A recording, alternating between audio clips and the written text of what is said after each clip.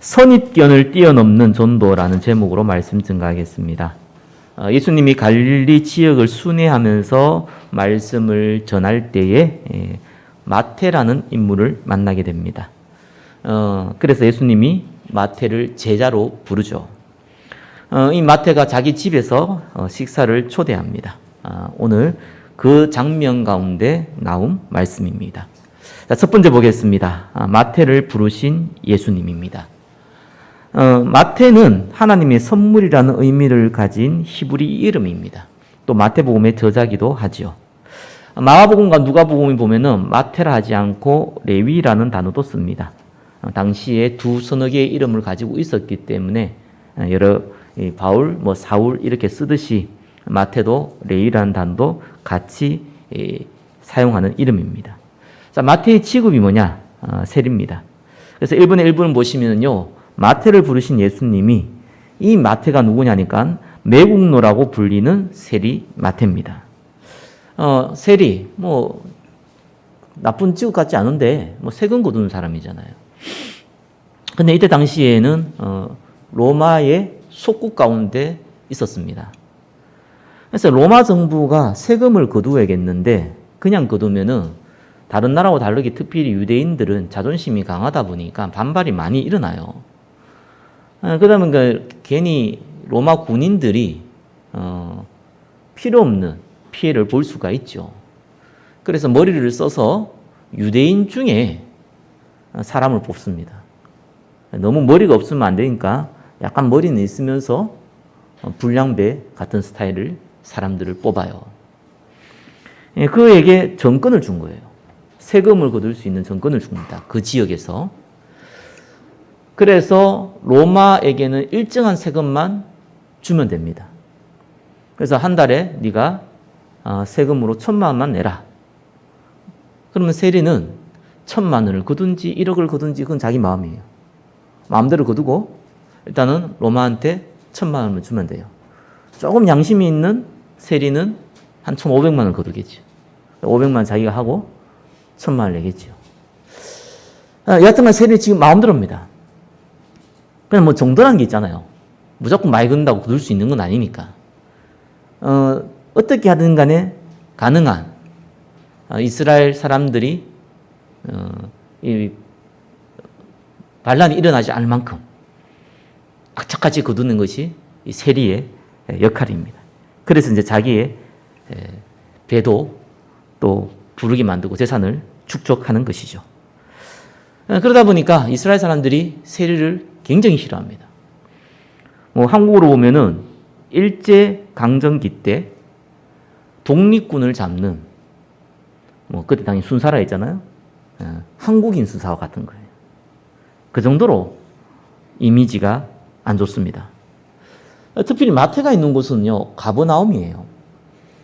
당시에 나름 문화가 발달되어져 있던 다메섹과 그 다음에 갈릴리는 이제 그 호수가 거의 바다처럼 넓죠. 그래서 갈릴리 이 호수, 그 중간에 있는 것이 가버나움입니다. 다르게 표현하면 유동인구가 많은 지역이죠. 그러면 세금을 거두기가 용이하잖아요.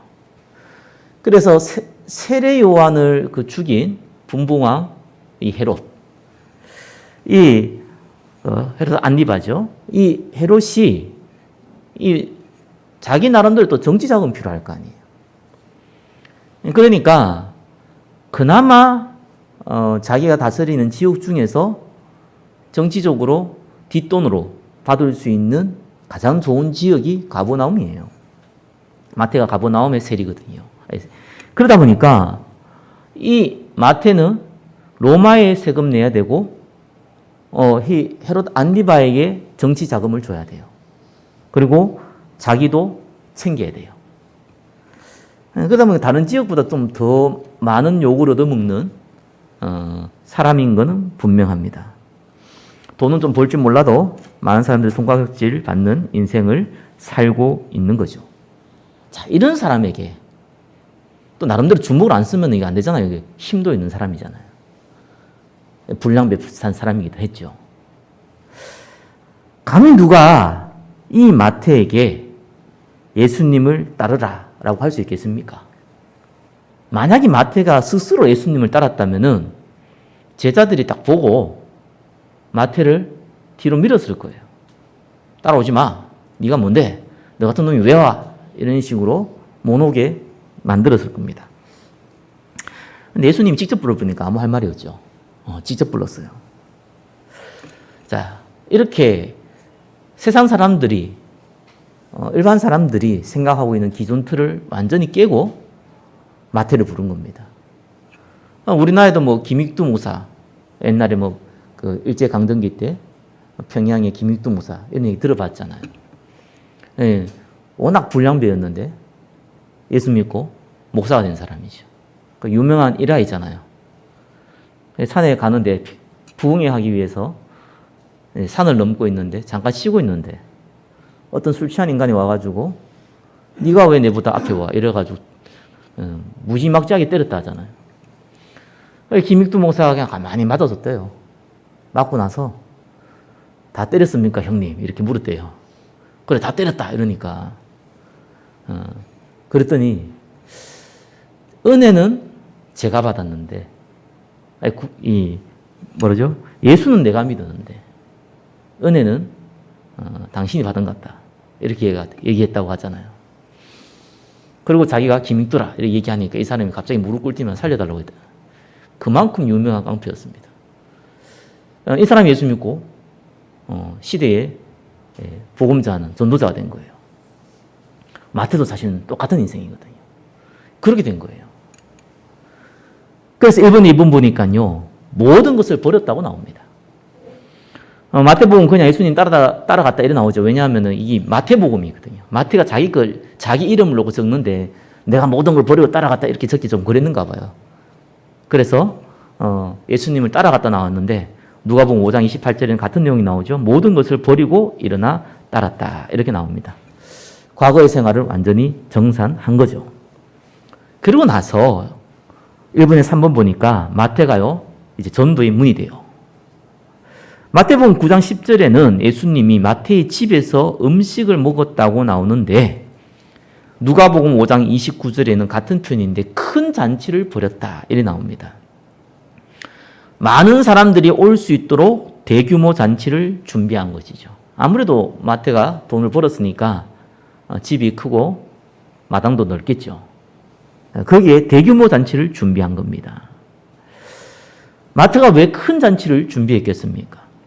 예수님께 식사를 대접할 목적이라면은 그러면 뭐 고급스러운 음식으로 분위기 좋게 딱 준비하면 돼요.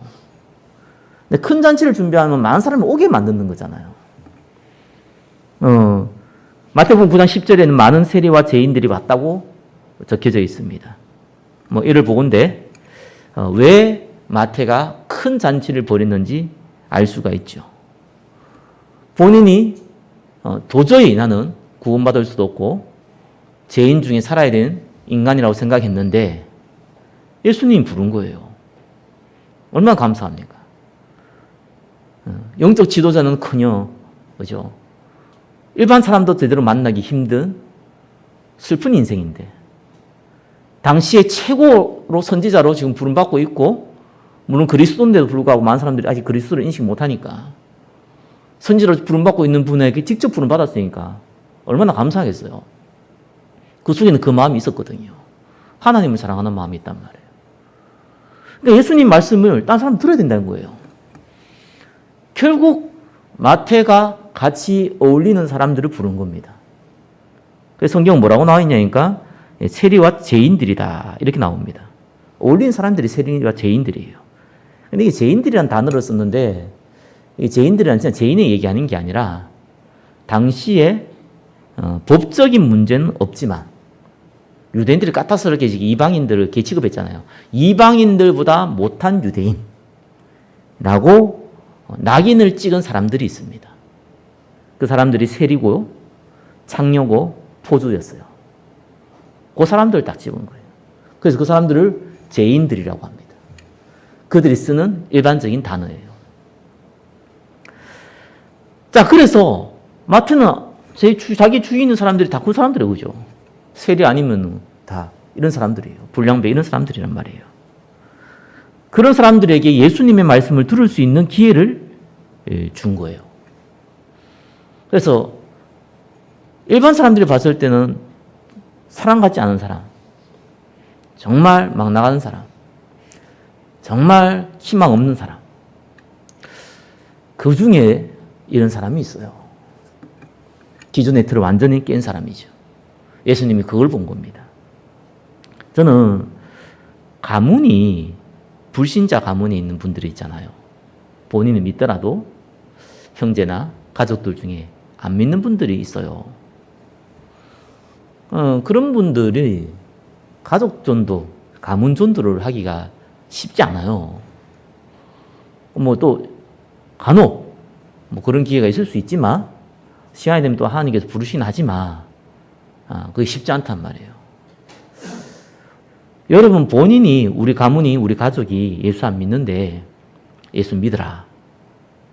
그래서 그래 믿을게. 이런 경우는 100명 중에 1명 있을까 말 거예요. 안 믿는 게 정상입니다. 그죠?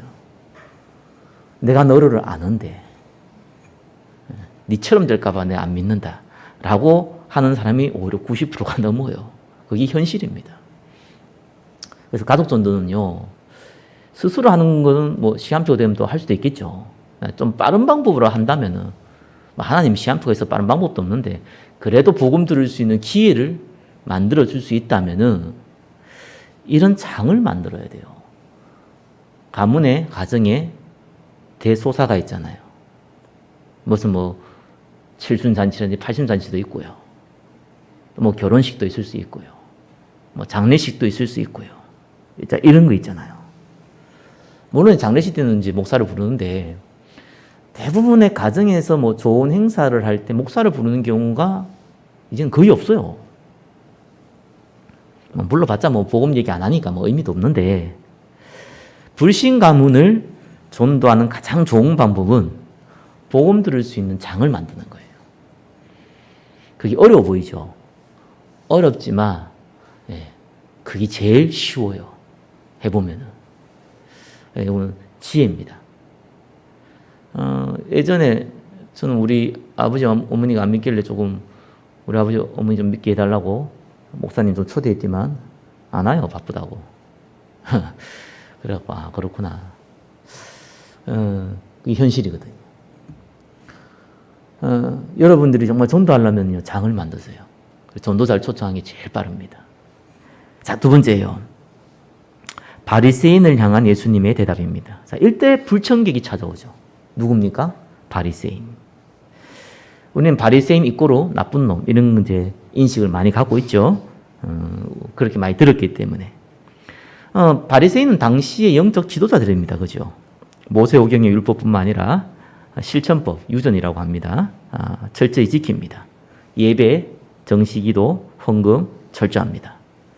또 오늘날 목사하고 다른 것은 정치적 영향력이 막강한 사람들입니다. 그래서 많은 이스라엘 사람들은 바리새인들을 인정합니다. 그들의 삶의 규모를 보고. 자, 그런데 예수님이 이 바리새인들을 보고 많이 욕했죠. 회칠한 무덤이라부터 시작해서, 그죠? 독사의 새끼들아 이렇게 얘기하고, 너희가 어떻게 지옥의 판결을 피하겠느냐 이런 얘기를 많이 했죠. 왜 그랬을까요? 왜 바리새인들을 보고, 당시 영적 지도자고 그래도 누가 봐도 규모 있고 누가 봐도 물론 못된 놈들 있겠지만 대부분은 선한 행위를 살고 진실된 마음으로 하나님을 섬겼던 사람들이 대부분이에요. 꼭 이상한 사람이 한두 명 있어서 그렇지. 근데 그들을 보고 예수님은 독사의 새끼야 이렇게 얘기했습니다. 그때 당시 최고 욕이 독사 새끼입니다. 오늘날 우리는 심한 욕이 많지만 그들의 입장에서는 최고의 욕이었어요. 자, 그 욕을 할 만큼 예수님이요 그들을 굉장히 저주했습니다. 왜 그렇겠습니까? 사상이란 게 무서워요. 선민사상 들어가 있어요. 행위복음 사상 들어가 있어요. 이게 뿌리를 내렸어요. 이게 체질이 됐어요. 근데 위치가 또 지도자예요. 그래서 마태복음 15장 14절에 소경이 소경을 인도한다 이랬죠. 마태복음 23장 13절에 천국 문을 사람들 앞에서 닫고 너희도 안 들어가고 들어가려는 사람도 못 들어가게 한다 이렇게 얘기했습니다. 복음을 막는 자의 그 자리에 서 있게 된 거예요.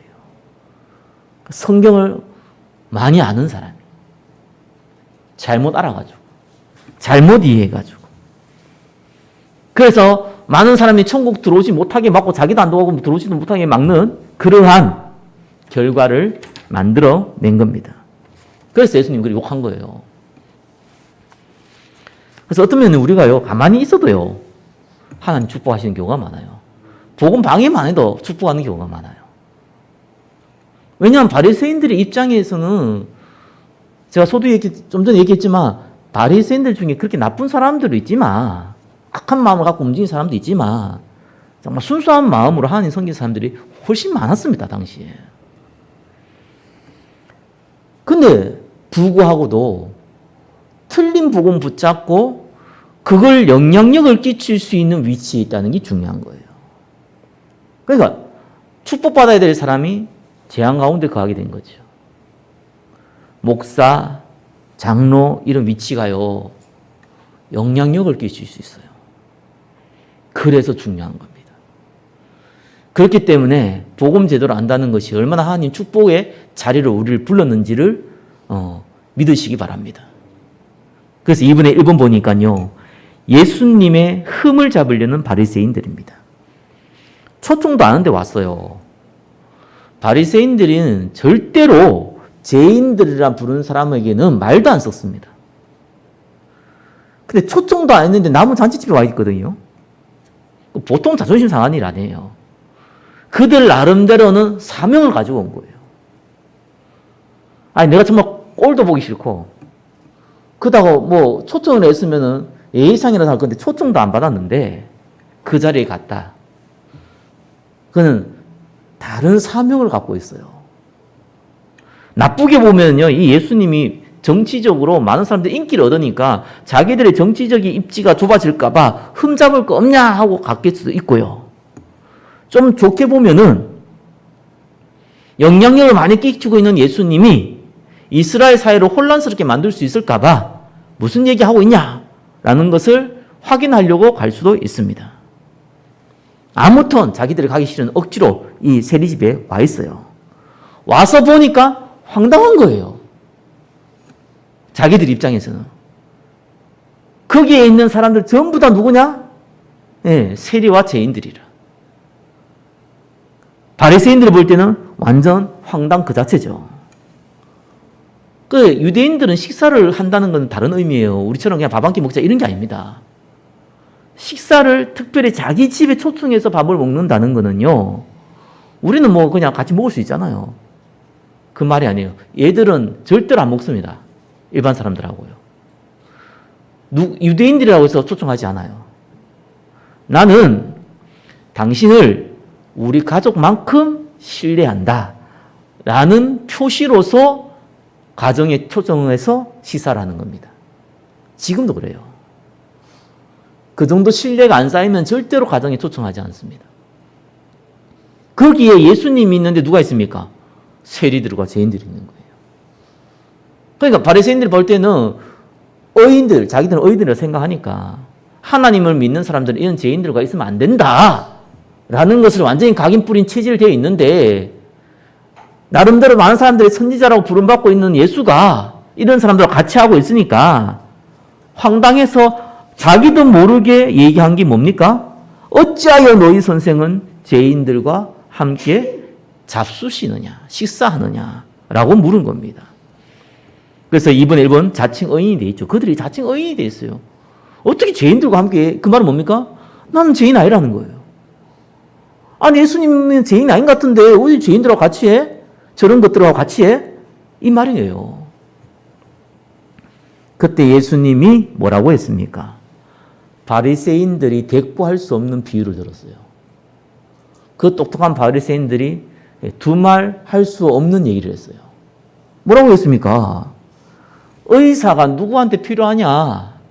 병든 자에게 필요하냐? 건강한 자에게 필요하냐? 그 질문했어요. 그러면서 바리새인들 자존심까지 건드렸어요. 호세아서 6장 6절 말씀을 인용했죠. 내가 긍휼을 원하고 제사를 원치 않는다는 뜻을 가서 배우라 이랬습니다. 그 배우라는 얘기는요, 보통 바리새인들이, 랍비들이 쓰는 단어거든요. 누가 찾아가고 뭐 질문하면은 뭐 이렇게 얘기하다가 네가 가서 좀 배워봐 이렇게. 쉽게 말해가지고 스승이 제자한테 하는 얘기예요. 조금 위치가 있는 사람이 좀 낮은 사람한테 하는 얘기예요. 당시 예수님 30살밖에 안 됐거든요. 바리새인들한테 얘기한 거예요. 성경 똑바로, 성경도 모르는 것들이 와가지고 깔보고서 가서 배워. 이렇게 얘기한 거예요. 그러면서 나는 의인을 부르러 온 것이 아니고 죄인을 부르러 왔다. 바리새인은 의인이고 세리인들은 죄인이다. 이 말이 아니죠. 그죠? 모든 사람은 죄를 범하였습니다. 그죠? 로마서 3장 23절. 로마서 3장 10절에 뭡니까? 의인은 하나도 없습니다. 스스로 의인이라고 생각하는 바리새인 당신들은 복음을 만날 기회가 없다. 스스로 죄인이라고 생각하고 있는 세리와 죄인들은 그리스도를 만날 기회가 있다. 이 말입니다. 복음을 말해보면요, 딱 드러나요. 그리스도가 기름 부음 받은 자인데 세 가지 의미, 죄와 죽음과 사단이거든요. 이 부분을 얘기하면은 이렇게 표현하지 않더라도 전달하는 내용들이 반응하는 내용들을 보면은 표가 나요. 말도 안 되는 소리다 라고 얘기하는 사람이 90%죠. 똑바로 살아야지 뭐.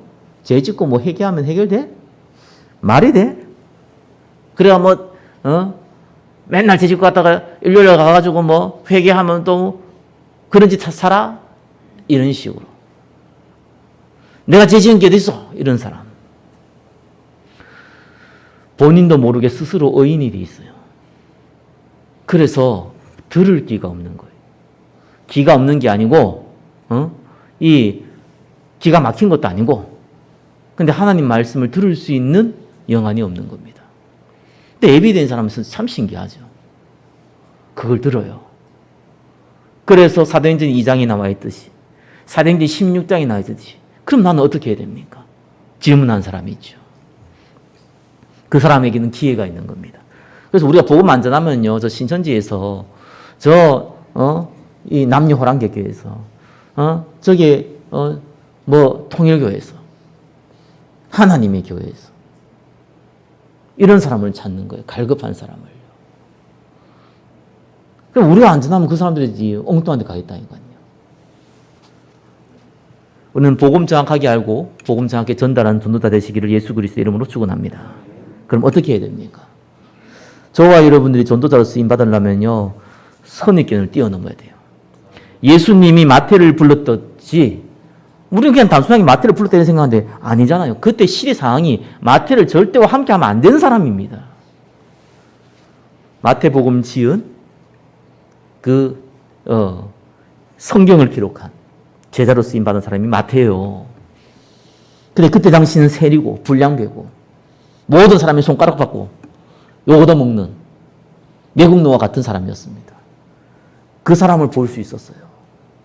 저와 여러분들이 이 영안을 열리시기를 예수 그리스도 이름으로 축원합니다. 자, 선입견을 뛰어넘는 전도를 하려면 어떻게 되냐? 세 가지입니다. 이게 훨씬 쉬워요. 여러분이 오늘 3번에 1번, 2번, 3번 있는데 이걸 보고 예수님 마태 얘기했으니까 무슨 선입견 얘기하는데 무슨 갑자기 보니까 제한된 집중, 갈급한 사람, 시스템 들으면서 당연한 거 아니야? 라고 만약에 생각한다면은 여러분들이 본인도 모르게 성경적 전도가 각인되어 있는 거예요. 감사한 거예요. 이게 무슨 선입견을 뛰어넘는 전도야? 예상 외의 답을 여러분이 원했다면은 착각입니다. 근데 나름대로 그냥 신앙생활을 한다는 사람들은요, 이 내용을 보면은 이게 무슨 전도야? 이렇게 해서 어떻게 전도를 해? 라고 생각합니다. 근데 여러분 볼 때 맞아 이렇게 하는 거야 라고 생각한다면은 나도 모르게 성경적 전도가 각인된 것이라고 보시면은 정확합니다. 3번에 1번요. 어떤 선입견을 뛰어넘는 전도입니까? 제한된 집중입니다. 교회는 이렇게 전도해요. 다시 한번 드립니다. 제한된 집중을 통해서 전도하는 것이 교회를 통해서 하는 전도입니다. 아니 우리가 팀을 딱 짜서 주일이라도 아니 평일이라도 나가 전도지 들고 띠 두르고 복음도 얘기하고 소문도 내고 여기 앞에서 음식도 커피도 좀 나눠주고 소문도 내고 그래야 되지 않겠냐. 그렇게 전도한 사람들 많고 그렇게 부흥된 사람도 많습니다. 정말로. 아니 우리 교회에 100명의 성도와 렘넌트 10가정 얘기했는데 그럼 2022년에 우리 한 사람 2명 내지 3명만 데리고 와라. 한 가정만 데려와라. 응? 그걸 놓고 깡으로 기도해라. 목숨을 내놓고 기도해라. 아자아자 할 수 있다. 해보자. 못할 게 뭐냐. 그래야 된다고 생각하는 사람들이 나름대로 전도한 사람이에요. 그게 현실입니다. 그렇게 하면은 어떤 일이 벌어지냐? 될 수 있어요. 근데 되고 나서 이제 두 가지 현상이 벌어지죠. 하나는 교회에 시스템이 안 돼 있으면 다 빠져나가고요. 첫 번째는 또 교회에도 나름대로 뭐 시스템, 뭐 직원도 있고 이래가지고 경제가 있어가지고 교회당도 있고 뭐 직원도 있어가지고 시스템이 있으면은 빠져나가지는 않는데 어떤 일이 벌어지냐니까 전도를 막는 영적 분위기가 교회에 형성됩니다. 부흥은 돼도 전도를 막아요. 말에 어폐가 있는 것 같은데 그렇지 않습니다. 교회는 가라지도 옵니다. 알곡도 있습니다. 양도 있지만 염소도 있습니다. 그죠? 장사꾼도 많습니다. 이런 일이 벌어져요. 우리나라 지금 나름대로 규모가 있는 교회의 90%는 계속 싸우고 뭐 장로가 목사 고소하고 목사가 장로 고소하고 난립니다. 그 현실입니다. 어떤 교회가요, 제가 알고 있는 교회가 이제 담임 목사님이 이제 원로 가시고 이제 다 은퇴하시고 교회가 작아요. 뭐 성도 별로 없어요. 근데 이제 교회당이 이제 그 자가 건물이었어요. 그가 이제 개발이 된 거예요. 그래서 수십억의 보상을 받은 거예요. 수십억의 보상을 받았어요. 그 보상이 장로 개인 통장에 들어갔어요. 그 장로가 교인들을 쫓아내기 시작했어요. 왜? 법적으로 문제되거든요. 다 나눠먹게 해야 되는데 나눠먹기 싫거든요. 쫓아냈어요. 목사 쫓아냈어요. 그래서 목사와 성도들 몇 명이 나와서 분명히 부인받았는데 개척을 했어요. 원래 있던 교회는 그 장로와 함께 그걸 얻어먹기 위해서 싸우고 있는 몇 사람만 남아있어요. 제가 하는 얘기가 어떤 지어낸 얘기가 아니고 지금 현실 일어나는 얘기입니다. 그러니까 웃긴 일이 벌어져요, 세상은. 부흥돼도 뭐 경제응답 받아도 일어나는 것은 싸움입니다. 교회는 하나님이 하나님의 사람을 하나님의 시간표에 맞게 하나님이 붙이시는 겁니다. 그래서 교회의 전도는 딴 게 아닙니다. 그 교회의 그릇만큼 붙이시고 그 교회의 영적 수준만큼 제자를 붙이십니다. 그래서 예수님 부활하시고 나서 제자들을 불러놓고 나가 전도해 이러지 않았어요. 집중시켰어요. 공생애 때 말씀하신 하나님 나라에 대해서 40일 동안 집중시켰어요. 육적인 걸 싹 다 빼버리고 영적인 얘기만 했어요. 성령 보입니까? 천사 보입니까? 사단이 보입니까? 안 보이잖아요. 안 보인 얘기를 계속했어요. 부활하신 예수님을 만나고 감동하고 감격하고 아 정말 이분이 내 욕심을 채우기 위해서 오신 분이 아니라 하나님이시고 생명을 구원하기 오셨구나 라는 답을 내린 제자들에게 영적인 얘기를 40일 동안 얘기했어요. 그리고 나서 예루살렘에 있으면 잡혀 죽을 수 있는데도 불구하고 예루살렘 떠나지 말라고 그랬어요. 기다리라고 그랬어요. 예루살렘에 있으면 먹을 것도 생기고 좋은 것도 생기면은 떠나라 해도 안 떠날 건데 떠나지 말라고 그랬어요. 기다리라고 그랬어요. 언제까지? 성령이 역사할 때까지. 말씀대로 오순절 역사 일어났어요. 여러분, 교회 전도는 그렇게 하는 겁니다. 다르게 전도하면 반드시 두 가지를 벌어집니다. 시스템 없으면 나가고, 시스템이 있으면은 분란이 일어납니다. 금방 일어나면은 눈치채는데 금방 안 일어나고 두고 10년, 20년, 30년 지나면서 서서히 확장되는데, 야, 불신앙의 뿌리라는 게 무서운 거예요. 그게 나중에 다 드러나 버려요. 성령이 인도 받는 교회는요, 여러분들이 중직자로 다 부름받았는데, 제가 기도하면서, 여러분 어떻게 생각하지? 1년 내내 기도했거든요. 기도를 많이 해서 중요한 게 아니고요. 하나님이 이 교회를 쓰시려면은, 물론, 어떻게 하느냐 하나님 쓰십니다. 근데 진짜 쓰시려면은, 뿌리가 든든해야 됩니다. 다른 목적으로, 다른 동기로 세워지면 무너집니다. 모래 위에 지은 성과 같아요. 그래서 하나님이 뿌리를 딱 내리게 하시는 거예요.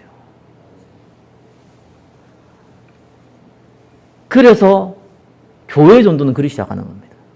다른 방법으로 할 필요도 없고 해서도 안 돼요. 어떤 면에서는. 누가 우리 교회에 올라간대요. 데리고 오세요. 그럼 못 데리고 오라는 게 아니잖아. 그 얘기가 아니에요. 정말 전도하려면요, 인당 내가 두 당, 여러분 머리에 두 당, 한 명씩 맡아라, 두 명씩 맡아라. 이래가 하면은 큰 문제 온다는 겁니다. 반드시 언약으로 답을 내린 사람이 기도로 원리스 될 때, 말씀의 흐름을 따라가는데 원리스 될 때, 그때 하나님이 응답을 주세요. 그게 그 교회의 그릇이요, 그 교회의 영적 수준입니다. 자, 그러면서 교회에 응답받는 거예요. 두 번째요, 업의 현장이에요. 업의 현장은 대부분 돈 버는데 정신 팔려 있습니다. 그죠? 전도할 마음이 어디 있습니까? 돈 벌어야 돼. 정신 없는데, 그죠? 거기에 완전히 죽냐, 사냐, 이런 게 현장이기도 한데요. 그런데, 저와 여러분은 전도자기 때문에, 또 많은 분은 아니더라도 소수의 사람들은요, 어떻게 하면은 여기에서 구원받을 사람을 찾을까라는 생각하는 사람은 있습니다. 여러분만 있는 게 아니고 현장은 있어요. 근데 여기서 실수를 해요. 나와 친한 사람. 내가 얘기하면 잘 듣는 사람. 그죠? 그 사람을 보니까 전도문이 안 열리는 거예요. 전도연장은 그래 보는 게 아닙니다. 하나님이 어떤 사람 준비한지 모르잖아요. 우리는 몰라요. 모르기 때문에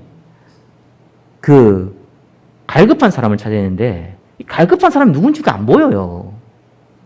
내가 친한 사람이 갈급한 사람이 아닐 확률은 거의 90% 많거든요. 대부분 그래요. 어차피 내가 알고 있는 사람 소수예요. 그죠? 그러면은, 분명히 그게 갈급한 사람이 있어요. 머리에 갈급 적히면 얼마나 좋겠습니까? 나에게 복음을 전해줘. 이렇게 머리에 적혀져 있으면 얼마나 좋겠습니까? 그죠? 어떤 면에서는 저와 여러분하고 너무 안 맞는 사람. 세상 말로 너무 참 골 때리는 사람. 그죠? 이런 사람일 확률도 많아요. 몰라요. 찾는 방법이 있어요. 사도행전 16장 보면은요, 우리는 답을 좀 찾을 수 있어요. 바울이 귀신 들린 자를 쫓아냈단 말이에요. 그죠? 근데 그것 때문에 감옥 갇혔어요. 그럼 말이 됩니까? 로마 시민권 갖고 있었기 때문에 감옥 안 들어가도 되는데 그냥 순수하게 들어가줬어요. 들어가서 바울이 딱 이번에 간수이기 예수 믿을 수 있을 것 같거든? 그럼 내가 한번 기도해봐야지. 이런 적이 없어요.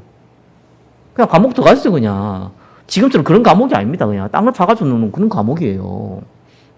혹시 영화 봤는지 모르겠는데, 이때 당시 감옥은요, 그 위에다 이렇게 사슬 해놓고 위에다 이게 지금처럼 그 하소도처럼 이런 구멍 나 있는 쇠사슬 프레임을 놔두고 그 밑에 땅 파가지고요, 들어가고 이제 뭡니까?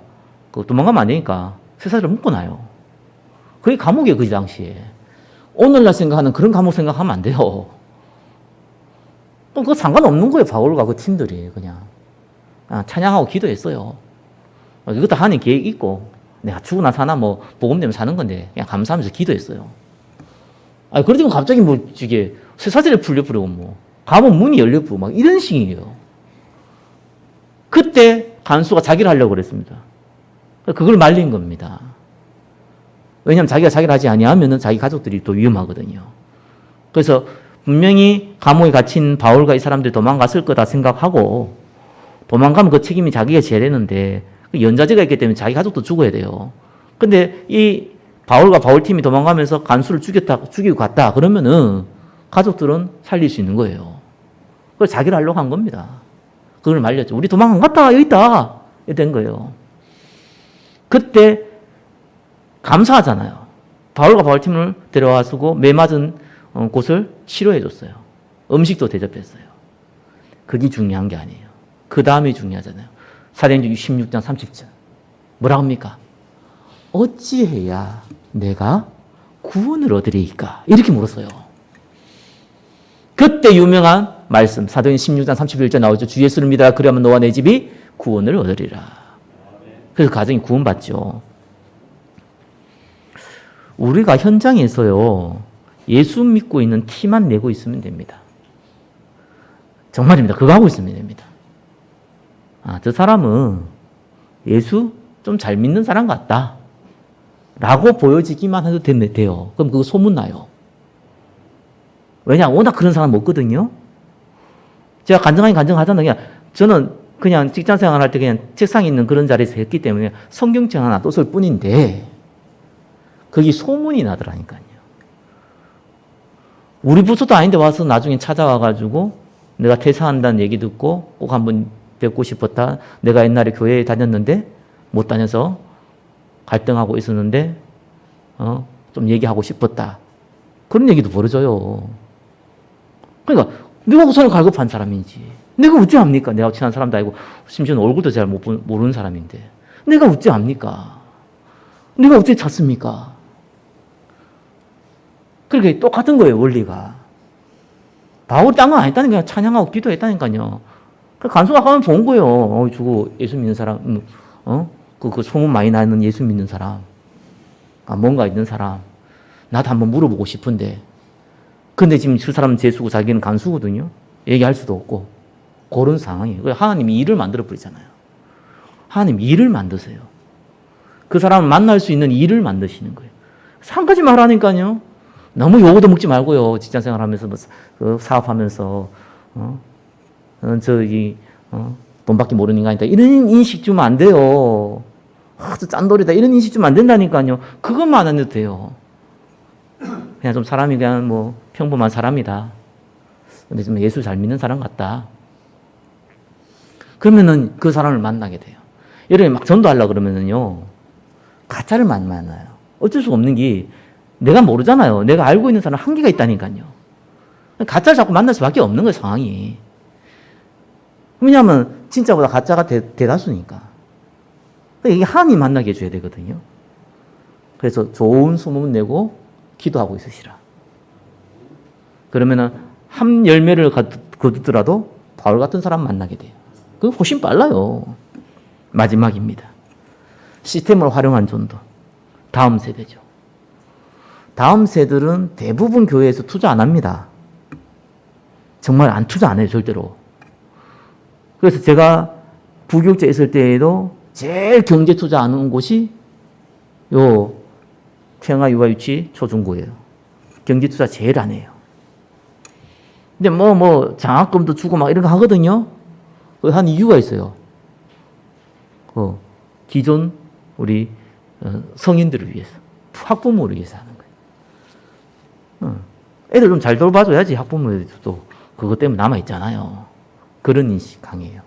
그러니까 실제로는 투자 안 하고 관심도 없어요. 그게 현실입니다. 그래서 우리 교회는 미션홈을 통한 선교를 하겠다. 제가 그렇게 해서 벌써 그 얘기를 한 지가 올해가 7년 차입니다.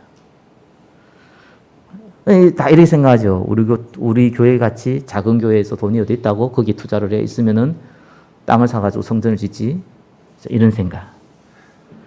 우리 교회 성도들도 돌보면 또 괜찮은데, 우리 교회 어린 렘넌트도 없는데. 사각지대에 우리 후대들을 데리고 한다는데. 왜 내가 투자하고, 거기에 우리 교회가 투자하고, 우리 교회도 먹고 살기 힘드는데, 그게 하나. 그럴 여유가 어딨냐. 거기 있으면 딴 것부터 먼저 하지.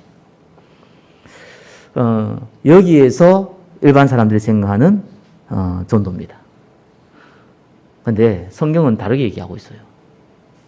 빛의 경제가 어디서 나올 것 같습니까? 큰 경제 이런 게 아니죠. 그죠? 빛의 경제는 하나님이 여러분의 수준과 달란트를 뛰어넘는 경제거든요. 그게 어디서 나올 것 같아요? 하나님이 최고 관심 있는 데서 나옵니다. 그 말은 뭡니까? 저와 여러분들이 최고 관심 없는 곳이에요. 목사의 입장에서 최고 관심 없는 곳. 중직자의 입장에서 최고 관심 없는 곳. 왜? 그게 현실적으로 그렇기 때문에. 우리가 관심 없기 때문에 하나님이 관심 있는 게 아니고요. 현실적으로 그래요. 큰 교회도 작은 교회도 똑같아. 현실적으로 투자하기 제일 어려운 곳. 우선순위가 밀리는 곳. 거기에 하나님의 최고 관심이 있어요.